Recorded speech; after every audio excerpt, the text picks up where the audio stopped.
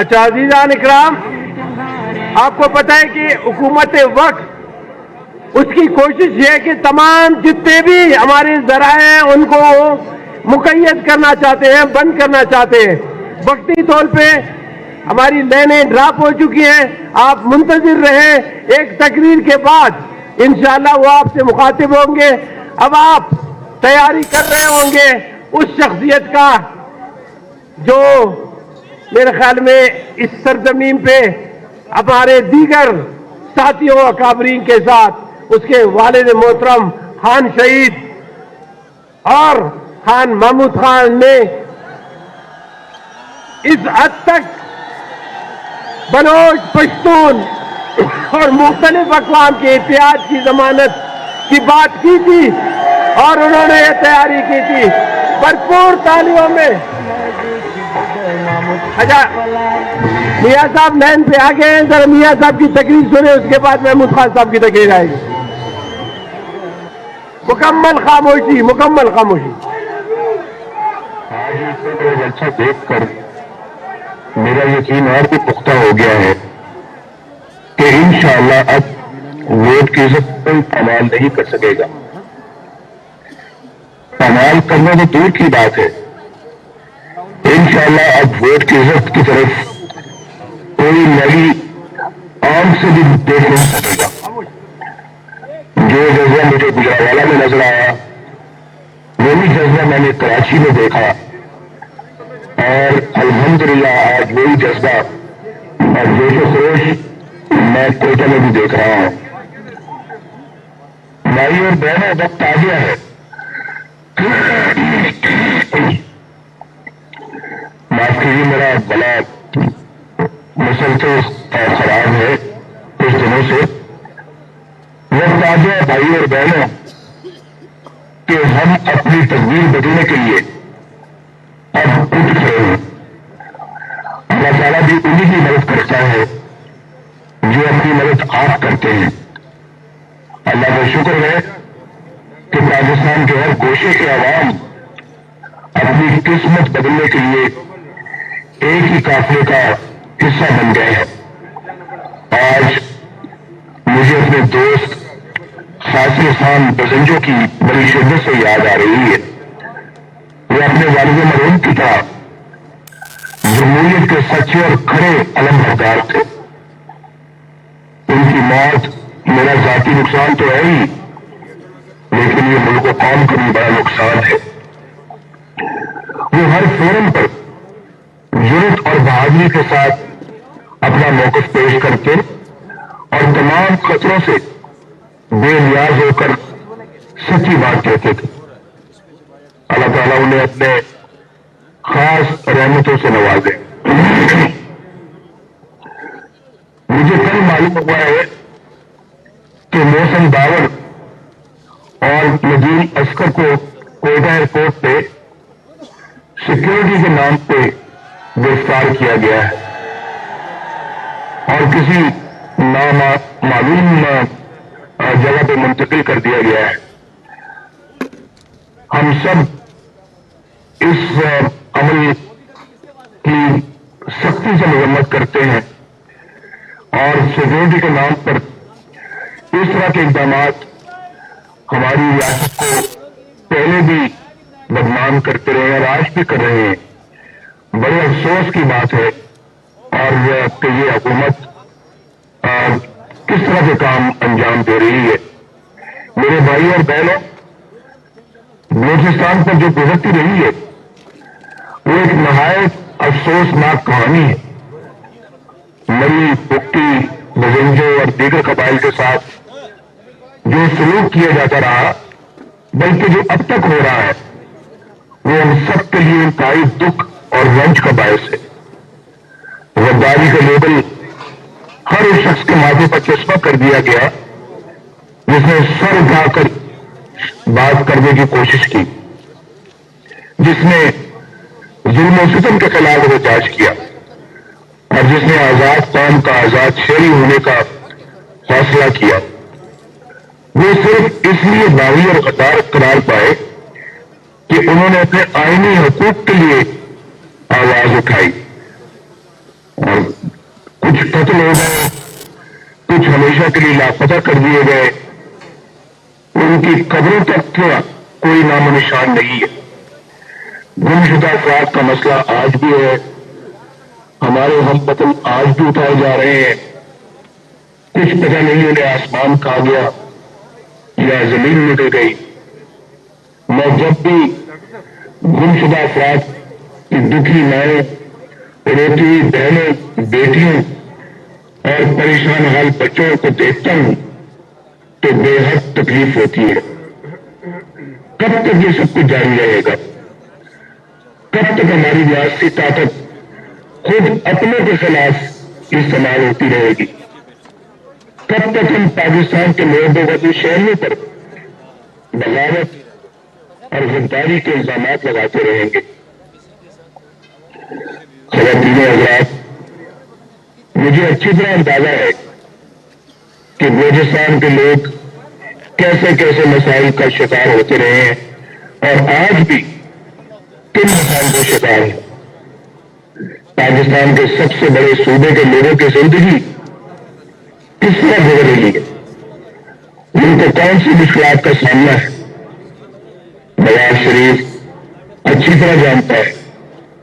مجھے یہ بھی معلوم ہے کہ موجودہ حکومت کی نااہلی اور عوام دشمنی کی وجہ سے مہنگائی نے عوام کے لیے 2 وقت کی روٹی مشکل بنا دی ہے، اور سنا ہے چینی ایک تو 10 روپے کلو ہو گئی، آٹا 70 روپے کلو تک جا پہنچا ہے، یہ شاید اس سے بھی زیادہ۔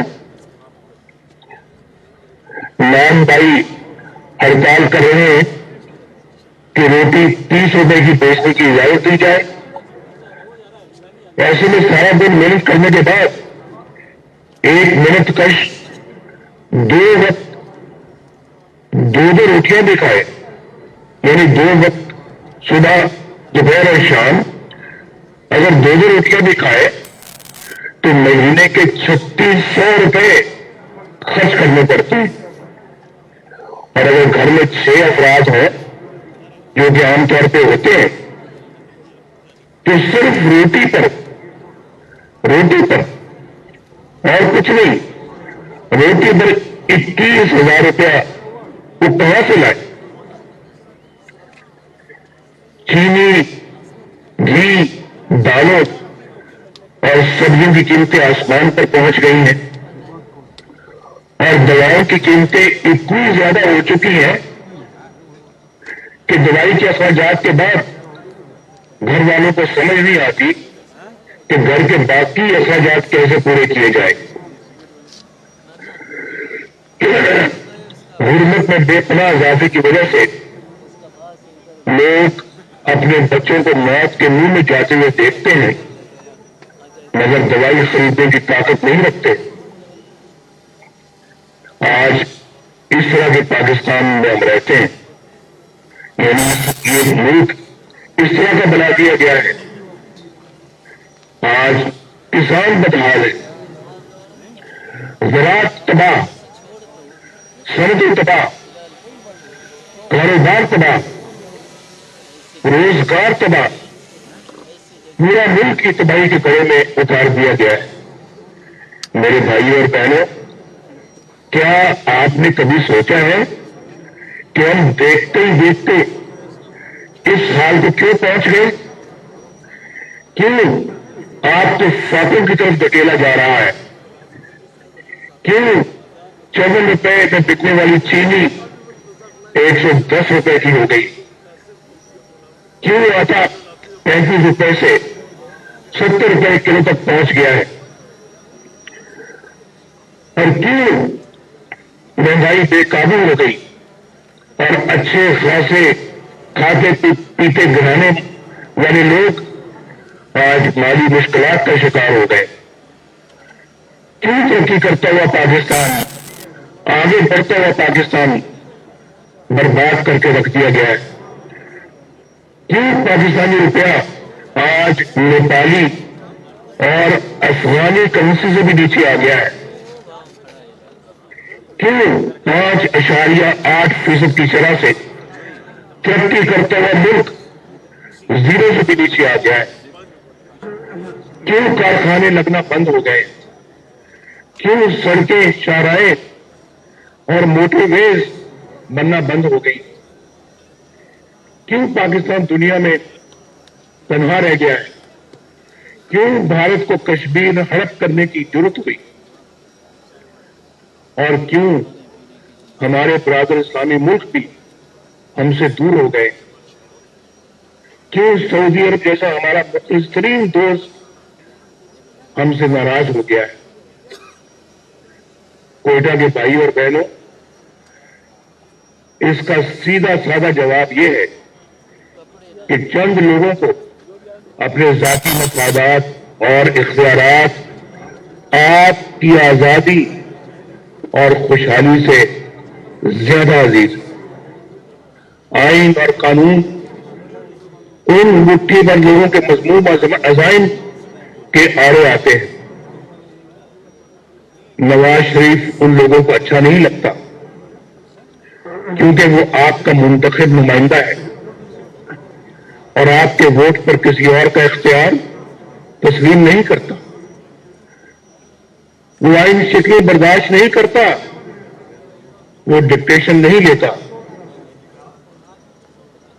तो फैसला हुआ कि नवाज शरीफ को निकालो और ला हासिल तहकीकात और मुकदमात पर कौमी खजाने के अरबों रुपए डुबोकर भी नवाज शरीफ पर एक धेले की करप्शन न मिली, तो कहा कि उसके बेटे से तनख्वाह न लेने के जुर्म में नवाज शरीफ को निकाल दो, उसको उम्र भर के लिए नाअहल कर दो, उसको मुस्लिम लीग नून की सदारत से भी निकाल दो। उसके भाई शहबाज शरीफ, उसकी बेटी मरियम, हमजा शहबाज शरीफ और उसके सारे खानदान और साथियों को, मुस्लिम लीग नून के साथियों को जेल में डाल दो। नवाज शरीफ को नमूना इबरत बनाते बनाते उन्होंने पाकिस्तान सबको नमूना इबरत बना दिया। इस मकसद के लिए उन्होंने इंतखाबात से पहले जबरदस्ती लोगों को पीटीआई में शामिल करवाया, फिर उन्हें जितवाने के लिए इलेक्शन के दिन शर्मनाक ड्रामा रचाया, पोलिंग स्टेशनों पर कब्जा जमाया, पोलिंग एजेंटों को निकाल बाहर किया, आरटीएस बंद करवाया, रात की तारीकी में अपनी पसंद के नतीजे बनाकर 4 दिन तक मर्जी के नताइज जारी करते रहे और तारीख की सबसे बदतरीन धांधली करके उन्होंने एक नाअहल और नालायक तरीन शख्स को वज़ीर आज़म की कुर्सी पर बैठा दिया ताकि वो उनसे जराइम पर कोई सवाल न उठाए, बल्कि उनके इशारों पर करतब दिखाता रहे। यहां से मुल्क की तबाही और बर्बादी का वो सिलसिला शुरू हुआ जो कि बढ़ता ही चला जा रहा है। उन चंद लोगों के ज़ाती मफादात की कीमत आपको और आपके बच्चों को इन हालात, इस भूख और इफलास से चुकानी पड़ रही है। मेरे भाइयों और बहनों, आप इज्जत वाले लोग हैं, गैरत वाले लोग हैं। बलोच और पख्तूना अपनी शानदार रवायात रखता है, लेकिन आपने देखा कि कराची के अजीम शान जलसे से घबराकर इन लोगों ने मुंह अंधेरे कराची के एक होटल के उस कमरे का दरवाजा तोड़ा और अंदर दाखिल हो गए जिसमें मरियम नवाज शरीफ और कैप्टन सफदर ठहरे हुए थे। क्या अब ये लोग اس پستی میں گر گئے ہیں کہ نہ کوئی اخلاق باقی رہا اور نہ کوئی تہذیب اور نہ روایات اور نہ قدریں. یہ کوئی معمولی واقعہ نہیں ہے. مجھے حیرت ہے ان لوگوں پر جو اعلیٰ اخلاقی اقدار کی باتیں کرتے ہیں، ماؤں بہنوں اور بیٹیوں کی عزت کی بات کرتے ہیں، لیکن اب بھی اس حکومت کا حصہ ہے. اس نے یہ سیاہ ترین واردات کی ہے. کراچی کے اس واقعے نے میری بات کو عملی طور پر ثابت کر دیا ہے کہ یہاں ریاست کے اوپر ایک اور ریاست مسلط ہو چکی ہے. اس غیر آئینی غیر قانونی جبر کی ریاست کی اندھی طاقت نے ریاست کو اپنے شکنجے میں جکڑ رکھا ہے.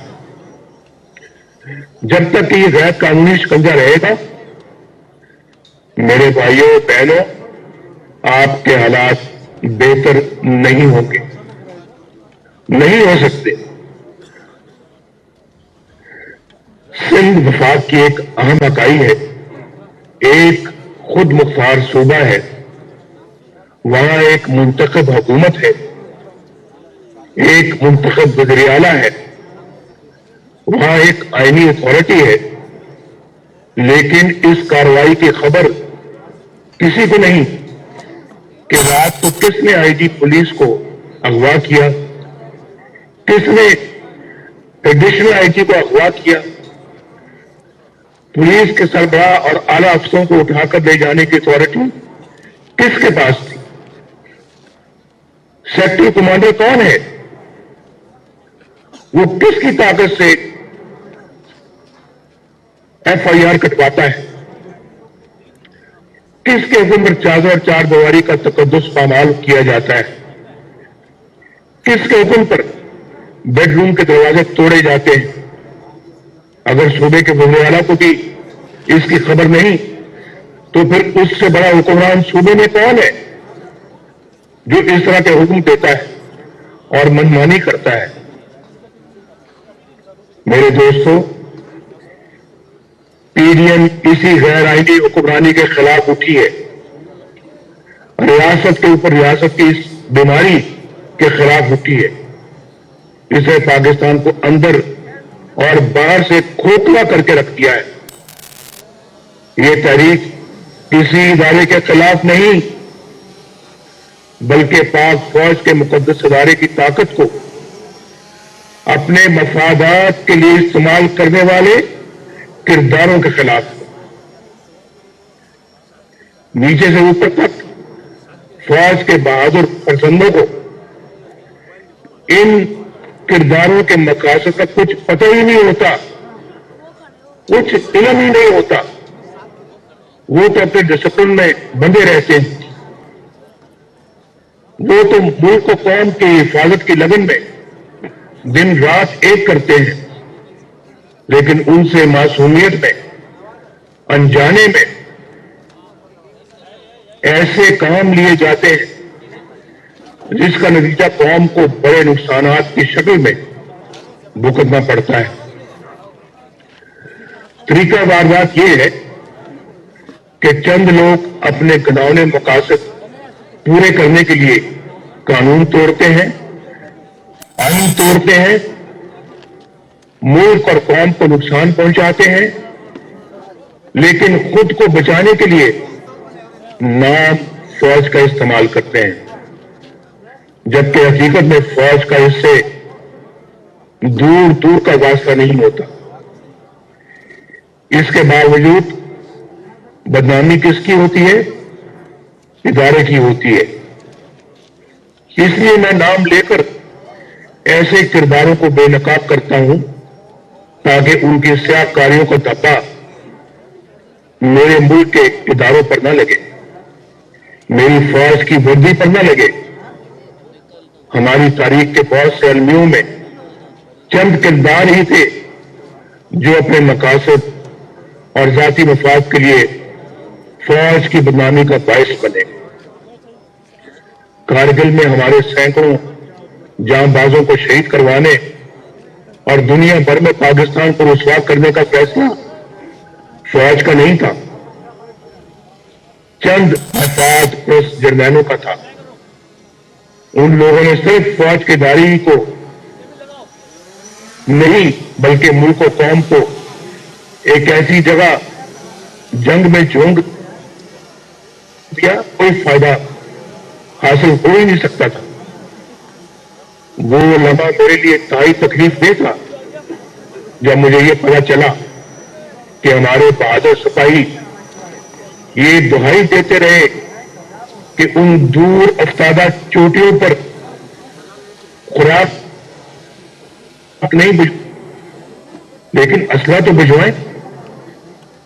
وہ فوجی جنہیں اس جنگ کے پیچھے اصل عزائم کا پتہ ہی نہیں تھا، جنہیں ملک و قوم کی سربلندی کے نام پر محاذ پر بھیجا گیا تھا، جانوں کے نذرانے دیتے رہے، لیکن ملک و قوم کو کیا حاصل ہوا؟ کارگل آپریشن کے پیچھے وہی کردار تھے جنہوں نے اپنے ان گھناؤنے جرائم پر پردہ ڈالنے اور سزاؤں سے بچنے کے لیے 12 اکتوبر 1999 کو بغاوت کی اور مارشل لا نافذ کیا۔ یہ پرویز مشرف اور اس کے چند ساتھی تھے جنہوں نے فوج کے ادارے کو اپنے مذموم مقاصد کے لیے استعمال کیا بلکہ بدنام کیا۔ ہاں، میں ان لوگوں کو بری ذمہ قرار نہیں دوں گا جنہوں نے خلاف قانون آرڈرز کی تعمیل کی، جنہوں نے وزیر اعظم ہاؤس کے جنگلوں کو لانگے، جنہوں نے منتخب وزیر اعظم کو گرفتار کر کے ایک ناجائز فوجی حکومت کی راہ ہموار کی، غیر قانونی حکم کی تعمیل کر کے وہ بھی اتنے ہی بڑے مجرم ثابت ہوئے جتنا کہ حکم دینے والے۔ میرے بھائیوں اور بہنوں، انہی لوگوں نے محب وطن اکبر بگٹی کو شہید کیا۔ انہی لوگوں کو محترمہ بینظیر بھٹو نے اپنی شہادت سے قبل لکھے گئے خط میں اپنی موت کا ذمہ دار ٹھہرایا۔ انہی لوگوں نے بلوچستان اور سندھ میں ہمارے فضائی اڈے غیروں کے ہاتھوں میں گروی رکھے، آپ جانتے ہیں، جہاں سے ڈرون اڑتے تھے۔ انہی لوگوں نے 12 مئی کراچی اور لال مسجد اسلام آباد جیسے قتل عام کروائے۔ ہمارے غیرت مند بلوچ بھائیوں اور بہنوں کی محرومی کے ذمہ دار بھی یہی لوگ ہیں۔ ان واقعات سے جہاں آپ نے دکھ اور پریشانیاں اٹھائیں، وہاں مٹھی بھر لوگوں نے بے شمار فائدے اٹھائے۔ پرویز مشرف کے ذاتی اکاؤنٹوں میں اربوں روپیہ کیش پڑا ہوا ہے، اس کے ثبوت بھی موجود ہے، لیکن نیب یا عمران خان کسی میں جرأت نہیں کہ کوئی کارروائی عمل میں لائی جا سکے۔ اسی طرح ہماری منتخب حکومت کے خلاف سازشوں کا جال بننے کے لیے دھرنے کروائے، انتخابات میں دھاندلی کروائی اور ایک نااہل شخص کو ملک پر مسلط کرنے کا فیصلہ بھی فوج کے ادارے کا نہیں تھا۔ یہ فیصلہ فوج کا نہیں تھا بلکہ چند کرداروں کا تھا۔ اس لیے تو میں اس کرداروں کا نام لیتا ہوں تاکہ تباہی و بربادی کے الزام کے چھینٹے میری فوج کے جوانوں اور افسروں کی وردی پر نہ پڑے۔ آج تمام سوالوں کے جواب فوج کو نہیں، جنرل قمر جاوید باجوہ کو دینے ہیں، جنرل فیاض حمید کو دینے ہیں۔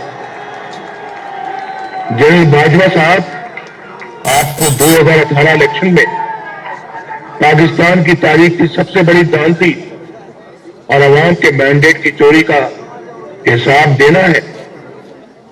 جنرل باجوہ صاحب، آپ کو ارکان پارلیمنٹ کی ہارس ریڈنگ کا حساب دینا ہے اور جنرل باجوہ صاحب, آپ کو آئین اور قانون کی دھجیاں بکھیرتے ہوئے عمران نیازی کو عوامی مینڈیٹ کے خلاف وزیر اعظم بنانے کا حساب دینا ہے.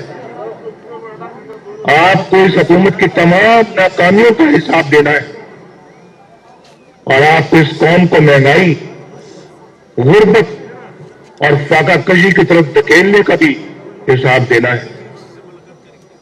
جنرل فیض صاحب, آپ کو جواب دینا ہے کہ آپ نے کیوں ایک حاضر سروس جج کے گھر جا کر ان پر آئین اور قانون کے خلاف فیصلہ کرنے کے لیے دباؤ ڈالا.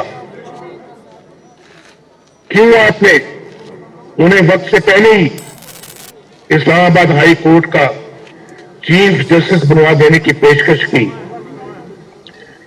کیوں آپ نے نواز شریف اور اس کی بیٹی مریم نواز کو الیکشن ہو جانے تک جیل میں رکھنے کی درخواست کی؟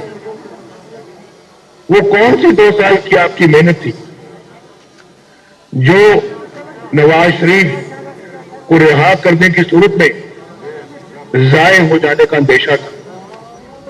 بتائیے, آپ نے کہا تھا کہ ہماری 2 سال کی محنت ضائع ہو جائے گی اگر آپ نے نواز شریف کو اور مریم نواز کو رہا کیا. آپ نے تو آئین کی پاسداری کرنے کا حلف اٹھایا تھا. کیوں آپ نے اپنے حلف کے خلاف ورزی کی؟ کیوں ڈیفائی کیا آپ نے اپنے حلف کو؟ آپ نے تو سیاست میں دخل نہ دینے کا حلف اٹھایا تھا. کیوں آپ نے اپنے حلف کی خلاف ورزی کی؟ کیا فیض آباد دھرنا کیس آپ کے خلاف چارج شیٹ نہیں؟ کیا سپریم کورٹ نے آپ کے خلاف کارروائی کا حکم نہیں دیا؟ اس کے باوجود آپ کی نہ صرف بطور لیفٹیننٹ جنرل ترقی ہوئی بلکہ آپ کو ISI کے سربراہ کا عظیم الشان منصب بھی عطا ہوا, جبکہ جسٹس قاضی فائز عیسیٰ کے خلاف ایک ریفرنس دائر ہوا تاکہ وہ آپ کی نظر ثانی کی درخواست سن نہ سکے. واہ واہ, کیا کیا آپ نے جنرل فیض. یہ آپ کے حلف توڑنے کی صرف ایک مثال ہے. ایک, آپ پچھلے کئی سالوں سے بے دھڑک سیاست میں مداخلت کیے چلے جا رہے ہیں. آپ نے اپنے حلف کے ساتھ بے وفائی کی ہے. اگر یہی وقت آپ نے پیشہ ورانہ دفاعی امور پر صرف کیا ہوتا تو ہمارے کشمیری بہن بھائی کبھی ان مصائب سے دوچار نہ ہوتے جن سے وہ آج دوچار ہیں. عمران خان صاحب, آپ تو سیاست کے میدان میں نابالغ ہو. بار بار کہتا ہوں میں کہ ہمارا آپ کے ساتھ مقابلہ ہے ہی نہیں. ہمارا مقابلہ آپ کے لانے والوں کے ساتھ ہے, آپ کے ساتھ نہیں ہے. ہمارا مقابلہ تیار چلانے والوں کے ساتھ ہے. لیکن یہ مت سوچنا کہ تم بچ جاؤ گے. ساکن نثار کا NRO نہ تمہیں بچا سکے گا اور نہ علیمہ خان کو. تم جس کے پیچھے چاہے چھپو, فارن فنڈنگ کیس میں تمہاری بدعنوانی نہ صرف کھل کے رہے گی بلکہ تمہیں جیل بھیجے گی. تمہیں چینی, آٹے اور ادویات کی قیمتوں میں اضافے سے عوام کو پہنچنے والے نقصان کے 1-1 روپے کا حساب دینا ہوگا. تمہیں زمان پاک میں کروڑوں روپے کی نئی تعمیر کی لاگت کا حساب دینا ہوگا. تمہیں بنی والا کی منی ٹرین دینی ہوگی. دوسروں پر کیچڑ اچھالنا تمہیں احتساب سے نہیں بچا سکے گا. عمران خان, یہ ٹی وی پر بڑکے مارنا اور دھمکیاں دینا تمہیں نہیں بچا سکے گا. تم اور تمہارے ہر کرپٹ ساتھی کو حساب دینا پڑے گا. بلوچستان کے بہنوں اور بھائیوں, میں آج 3 پیغامات دینا چاہوں گا. پہلا فوج کے جوانوں اور افسروں کے نام. یہ آپ کا اپنا ملک ہے میرے فوجی بھائیوں، جس کے لیے آپ جان دینے سے بھی دریغ نہیں کرتے. آپ نے جہاں اس کی حفاظت کا حلف اٹھایا ہے، وہاں اتنا ہی اہم اس کے آئین کی تابعداری کا حلف ہے. جہاں آئین شکنی اور قانون شکنی شروع ہو جاتی ہے، وہاں ظلم کا دور شروع ہو جاتا ہے. جب آپ کسی فرد واحد یا مفاد پرست ٹولے کے لیے آئین توڑنے کے مرتکب ہوتے ہیں، وہاں آپ خود اپنی قوم کو، اپنے ملک اور اپنے لوگوں کو آئین شکنوں کے رحم و کرم پر چھوڑ رہے ہوتے ہیں. اپنے حلف کی پاسداری کیجیے، خود کو متنازع ہونے سے بچائیے. دوسرا میرا پیغام میرے پاکستان کے سول سروس کے نام ہے. زمانہ بدل رہا ہے. کسی کے لیے قانون یا آئین توڑ کر بچ نکلنا مشکل سے مشکل تر ہوتا چلا جا رہا ہے. آپ نے دیکھا کہ سندھ پولیس کے افسران نے چند لوگوں کے غیر قانونی رویوں پر احتجاج کر کے نہ صرف ان کے عزائم پورے نہیں ہونے دیے، بلکہ اپنے لیے عزت بھی کمائی. سندھ کے پولیس افسر صاحبان، میں آپ کو سلوٹ کرتا ہوں. آپ کو بلا خوف اپنی ذمہ داریاں قانون کے مطابق ادا کرنی چاہیے. میں سب سول سرونٹس کو یہ میں گزارش کر رہا ہوں، اور کسی دباؤ میں آئے بغیر سر انجام دینی چاہیے. اور تیسرا پیغام میرا عوام کے نام ہے. میرے پاکستان کے بہنوں اور بھائیوں، پاکستانی فوج آپ کی اپنی فوج ہے. ان کو عزت دیجیے، انہیں محبت دیجیے، لیکن جب معاملہ آئین کی بالادستی کا ہو، جب آئین کی بالادستی کا معاملہ آ جائے، جب معاملہ قانون کی حکمرانی کا آ جائے، تو پھر وہاں کوئی سمجھوتا نہ کیجیے. کوئی فوج اپنے لوگوں کے خلاف نہیں لڑ سکتی. پرامن احتجاج آپ کا آئینی حق ہے، جس سے آپ کو کوئی محروم نہیں کر سکتا. آزادی اظہار آپ کا آئینی حق ہے، جو آپ سے کوئی نہیں چھین سکتا. ووٹ اور حکومت سازی آپ کا بنیادی حق ہے. جو آپ کے اس حق کو چھینے، وہ آپ کا حال اور مستقبل آپ سے چھیننے کا مرتکب ہوتا ہے. وہ آمر ہے، غاصب ہے، آئین شکن ہے. آپ اپنے حق کو استعمال کیجیے.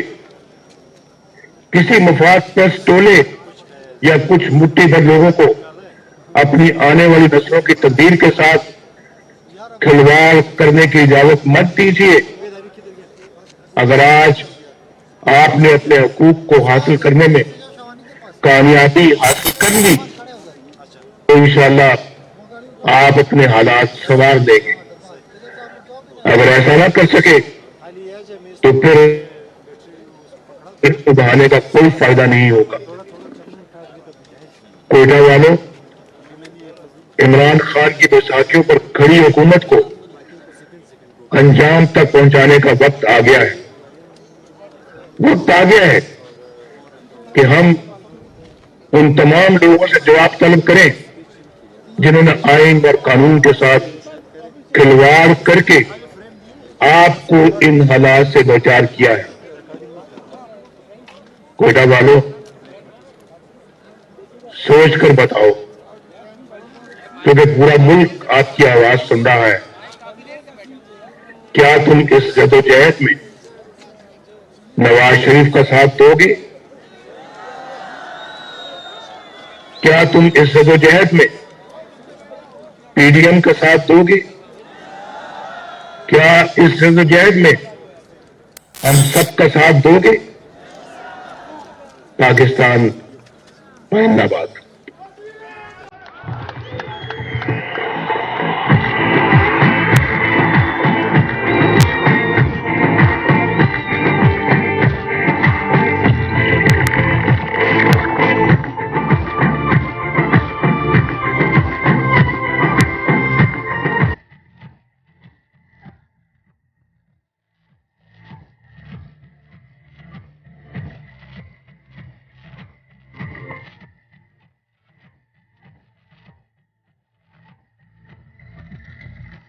اب میں آپ کے